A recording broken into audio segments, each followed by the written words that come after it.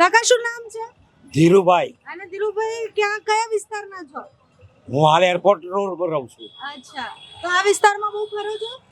ના, પેસેન્જર મળે તો જ આવું, ને તો ના આવું. ને શું લાગે ચૂંટણીનો માહોલ જામ્યો છે કે નહીં જામ્યો હજી? એમાં હું કહી શકું નહીં, કારણ કે હું આમ ટોટલી આપણા દુનિયાના હિસાબના પ્રમાણમાં થોડો હું પોતે મિસઅન્ડરસ્ટેન્ડિંગ છું.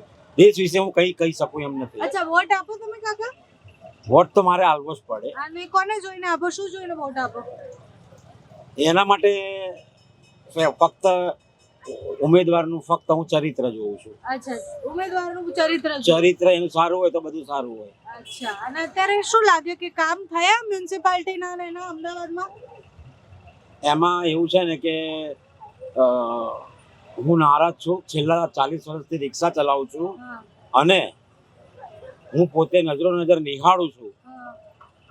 જે મ્યુનિસિપાલિટીનું આયોજન કામ બધું અપ ટુ ડેટ છે, પણ એની પછાડી જે સિરિયસતા અને જે ગંભીરતા પૂર્વક ટાઈમ આપીને ક્વોલિટી પૂર્વક જે કામ થવું જોઈએ, બરાબર, અને સમયના અનુસંધાનમાં થોડુંક વધારે વહેલા મોડી ચાલી જાય, પણ અમુક સમય મર્યાદા જે નક્કી કર્યું એનાથી એ દરમિયાન પૂરું થઈ જવું જોઈએ. આ મારો સ્પષ્ટ અને ચોખ્ખો અભિપ્રાય છે. રિક્ષા ચલાવો તો આમ ટ્રાફિકની સમસ્યા, રસ્તા, એ બધું બરાબર લાગે છે અત્યારે? મોટે ભાગે તો બધું બરાબર છે આયોજન, પણ એમાં અમારે શું છે કે પોતે ડ્રાઈવરોએ, તમામ પ્રકારના ડ્રાઈવરોએ અને પબ્લિકે પોતે સેન્સ રાખવી જોઈએ ટ્રાફિકની. એ સૌથી મહત્વનું છે.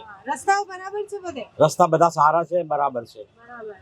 આ વખતે શું લાગે સ્થાનિક સ્વરાજમાં લોકો શું જોઈને વોટ આપે? એમના કોર્પોરેટરને જોઈને કે પછી નેતા જોઈને?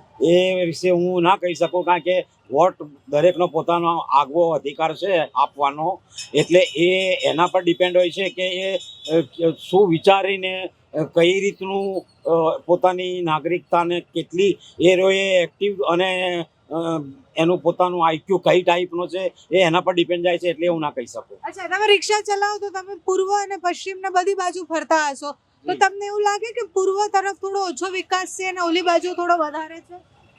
ના, વિકાસ લગભગ તો બંને બાજુ સરખો દેખાય છે મને, પરંતુ થોડું જે પેલું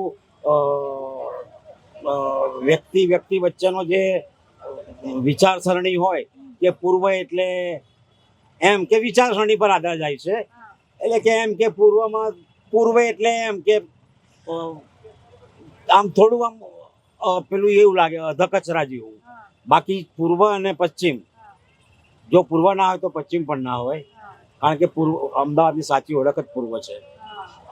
પૂર્વમાં સમસ્યાઓ વધારે છે?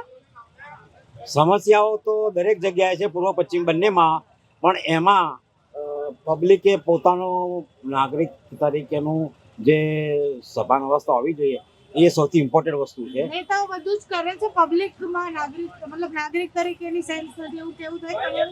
એવું તદ્દન એવું કેવું ના થાય, પણ આજે હું એક જાગૃત નાગરિક તરીકે મારે મારા મકાન અને મારા એરિયાનું અને મારા વિસ્તારનું મારે સેન્સ રાખીને મારી રીતે તકેદારી રાખવું. હું એક રાખું, બીજા 2 રાખે, 6 રાખે, 100, 200, 1000, 5000, તો મારો વિસ્તાર ખીલી ઉઠે.